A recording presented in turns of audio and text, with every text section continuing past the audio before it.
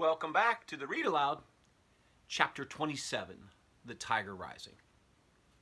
The first key slid into the first lock so smoothly that it made Rob dizzy with amazement. It was going to be so easy to let the tiger go. "Hurry," Sistine said to him. "Hurry up. Get the other locks." He opened the second lock, and then the third. And then he took them off one by one and handed them to Sistine, who laid them carefully on the ground.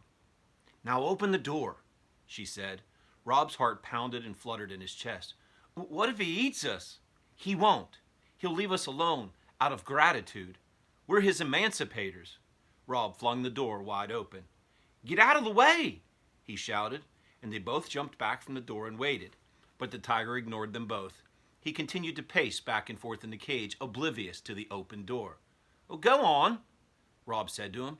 "You're free," Sistine whispered. But the tiger did not even look in the direction of the door. Sistine crept forward and grabbed hold of the cage and shook it. "Get out!" she screamed. "Come on, Rob! Help me! Help me get him out!" Rob grabbed hold of the fence and shook it too. "Get!" he said.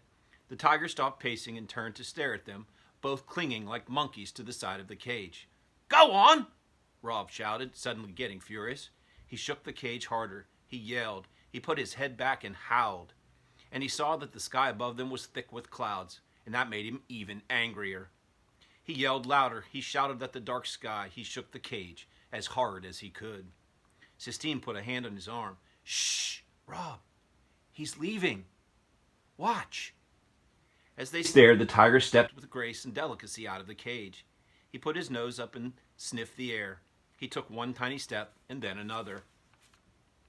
Then he stopped and stood still.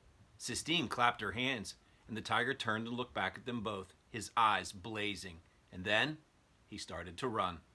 He ran so fast it looked to Rob like he was actually flying. His muscles moved like a river.